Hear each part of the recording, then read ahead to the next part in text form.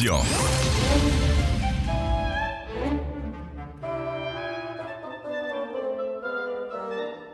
Astrid Panosyan-Bouvet, bonjour. Bonjour. Alors on va parler loin des enfants de Myriam, des seniors et de l'emploi des seniors, puisque vous avez signé il y a quelques jours une tribune dans le journal Le Monde. Et puis on s'aperçoit que c'est au cœur du débat sur la réforme des retraites. D'ailleurs, la commission qui a étudié en première instance cette réforme s'est un peu déchirée sur ce sujet. Alors d'abord, est-ce qu'on est sûr de l'effet mécanique ?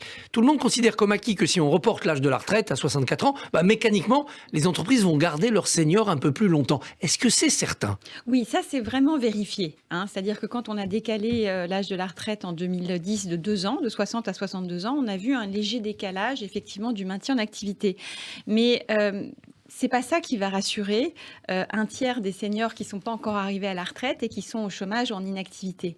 Et je pense que ce qui manque à la France, c'est quelque chose qui a manqué depuis 50 ans, où il y a eu un consensus gauche comme droite sur lequel il fallait sortir les seniors du monde de l'entreprise pour faire baisser le chômage, faire place aux jeunes. Faire place aux jeunes.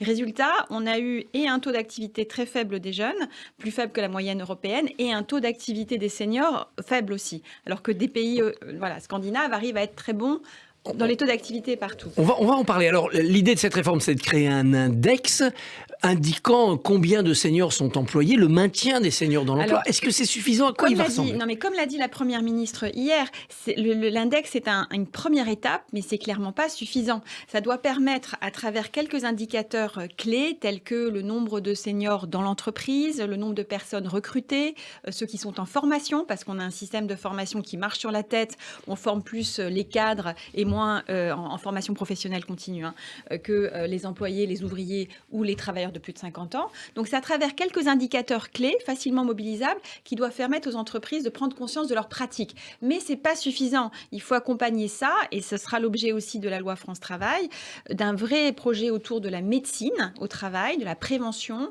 de la formation professionnelle, je l'ai dit, et puis aussi changer notre image collective sur la place des seniors en entreprise. Cette image collective, elle est troublée parce qu'on considère dans l'entreprise que les seniors ne sont pas assez productifs, sont un peu dans la routine, sont pas assez motivés ? C'est exactement ça. Et il faut quand même se rappeler que les premiers plans pré-retraite, ça date de Raymond Barre. Ça ne nous rajeunit pas. Alors, Ilana était même pas 40 ans, bientôt 50. Et nous, ça ne nous rajeunit absolument pas. Mais voilà, et donc on est dans un pays qui s'est acculturé, dont les responsables des ressources humaines et les salariés eux-mêmes se sont acculturés au fait qu'au bout de 50 ans, on perdait ses compétences et sa valeur dans l'entreprise. Absolument pas. Alors peut-être faut-il être coercitif avec les entreprises. Si ça coûte cher de se séparer d'un senior, elles le garderont, elles le formeront, elles le maintiendront. Je pense que ça c'est typiquement les idées. Il faut être coercitif, mais pas à travers ça, parce que l'enfer, il est pavé de bonnes intentions. Je vous rappelle qu'en 1987, là aussi ça ne rajeunit pas, il y avait eu la bonne idée de l'amendement de Lalande, où on disait on va faire payer plus les entreprises qui licencient. Des personnes de plus de 50 ans. Résultat, elles ont licencié avant. Elles ont arrêté de recruter. Le recrutement des travailleurs autour de 45 ans et juste avant 50 ans s'est effondré. Donc non, ce qu'il faut faire, c'est vraiment travailler sur les parcours professionnels, la formation professionnelle, et pourquoi pas par les coûts aussi. Je pense qu'il faut peut-être travailler autour peut-être des cotisations aussi. C'est-à-dire que des comme sujets qui sont autour, mais il faut vraiment un plan national comme l'a fait la Finlande au début des années 2000. C'est absolument indispensable, à la fois pour le projet de société où chacun doit être à sa place, mais aussi parce que ça a un effet incroyablement multiplicateur sur la consolidation financière de notre régime de retraite. Parce que plus les gens travaillent un peu plus longtemps, et bien plus ils cotisent, et moins longtemps ils sont à la retraite aussi. Est-ce que la pénibilité des métiers est reliée à ces seniors dont on se débarrasse ? Bien sûr. Alors, il y a plusieurs choses. Il y a la pénibilité des métiers et des gens qui arrivent cassés. C'est vrai que quand on est aide-soignant, déménageur, cariste, transporteur routier, on ne peut pas travailler de la même manière à 20 ans, à 40 ans ou à 55 ans. Et ça, aujourd'hui, les entreprises l'appréhendent peut-être un peu mieux dans l'industrie, mais dans les services qui se sont considérablement intensifiés, dans lesquels il y a de la pénibilité, ça a été... c'est moins bien fait. Il n'y a pas assez d'évolution de carrière. Il n'y a pas assez d'évolution de carrière et il n'y a pas assez de travail entre partenaires sociaux sur la question de la prévention dans les métiers de service. Alors Donc ça, il faut y travailler parce qu'effectivement, il y a des gens qui ne peuvent pas faire le même travail ou la même manière à 20 ans qu'à 55 ans parce que c'est des métiers dits pénibles. Quand on voit dans les sondages que les Français préféreraient une hausse de leur cotisation salariale à travailler 2 ans de plus, on a l'impression que les seniors eux-mêmes ont intégré cette idée qu'il fallait partir le plus vite possible. Mais voilà, c'est un travail de 50 ans. Voilà. Pourquoi est-ce qu'en France, on est condamné à ça, alors que la Finlande, qui avait un taux d'activité des 61-64 ans de 20%, donc plus bas encore que nous, qui est à 30%, a pu, en quelques années, par un plan national et complet, augmenter le taux d'activité des seniors. C'est pas une fatalité. Quelle était la clé de cette magie finlandaise ? C'est un programme multidimensionnel. C'est la santé et la pénibilité, c'est la formation professionnelle, c'est la souplesse des modalités de fin de carrière. Il y a des gens qui ont envie de continuer à travailler à plein temps, il y a des gens qui ont envie de travailler à temps partiel avec la retraite progressive. Il y a des choses qui se sont améliorées grâce à ce texte qui va être présenté à l'Assemblée nationale lundi. Et je pense qu'il faut aussi mettre sur le sujet la question du coût. Du coût et des cotisations. C'était une étude de l'Institut Montaigne pour aussi permettre à maintenir en activité des salariés qui peuvent être perçus comme coûtant plus cher que des salariés plus jeunes. C'est-à-dire cotisation plus faible pour les plus jeunes qu'on veut faire rentrer dans l'emploi et pour les plus âgés qu'on veut maintenir, avec une sorte de bosse au milieu. On l'a fait pour les jeunes, pourquoi pas pour les plus âgés. En tout cas, c'est une des propositions sur la table et il faut regarder. Et de manière générale, vous me parliez de coercition. Et ça a été un des gros sujets qu'on a eu à la Commission des affaires sociales. On a décidé pour le moment d'avoir de la coercition sur la non-publication de ces indicateurs. Moi-même, d'ailleurs, j'ai poussé pour que ces indicateurs concernent les entreprises de plus de 50 salariés et pas de 300 salariés comme c'était dans le texte. Et je suis très heureuse que cette proposition va être retenue par le groupe. On aura une transparence. Ça transparence. concerne l'ensemble des entreprises de notre pays et pas simplement les plus grandes.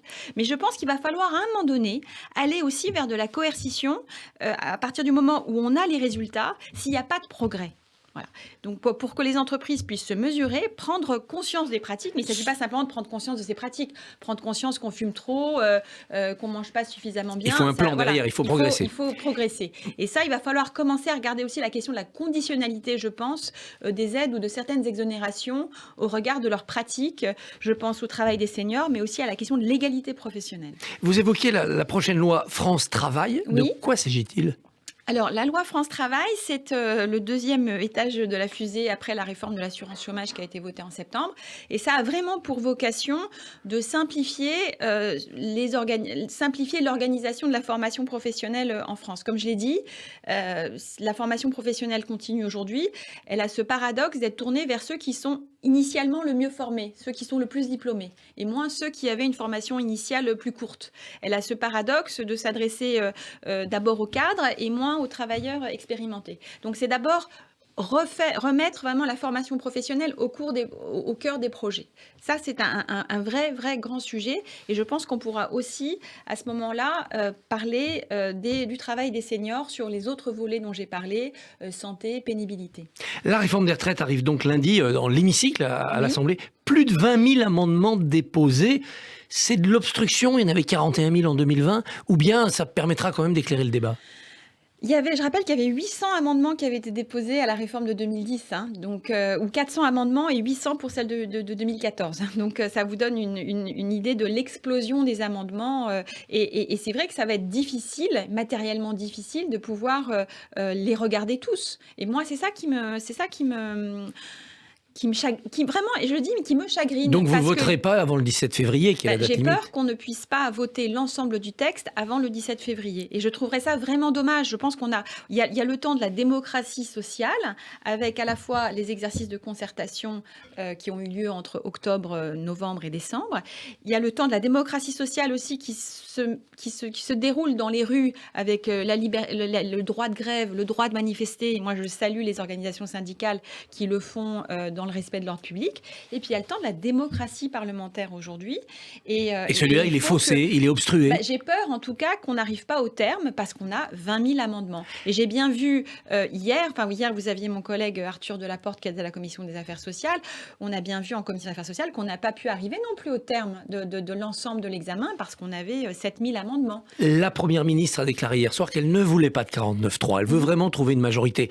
Les Républicains qui soutenaient cette réforme au début semblent semblent aujourd'hui mégoter un peu leur soutien. Oui, alors moi ça me surprend parce que les Républicains, ils ont fait une campagne présidentielle et une campagne législative sur une réforme qui était beaucoup plus dure. 65 on ans, était sur etc. les réformes Mais 65 ans, là, et là on est quand même sur une réforme. Il faut quand même rappeler, peut-être trois points importants. C'est un 64 ans avec un passage progressif. Enfin, on passe pas à partir de septembre prochain de 62 à 64. Ça va se faire tous les jusqu'à 3 la génération mois. 73. Voilà, donc ça c'est un premier point.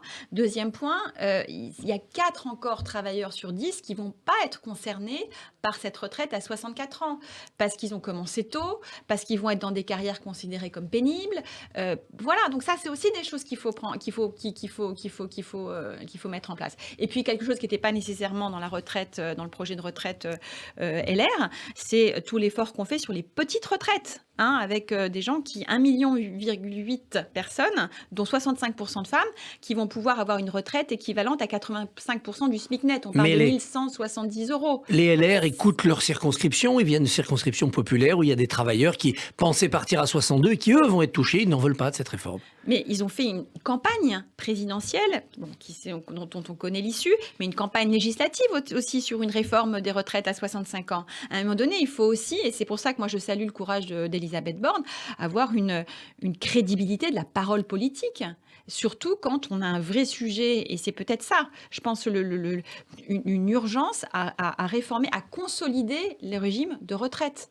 Et donc moi, j'en appelle à mes collègues LR à aussi une responsabilité devant l'histoire et devant les générations futures en ce qui concerne la consolidation de notre régime de retraite.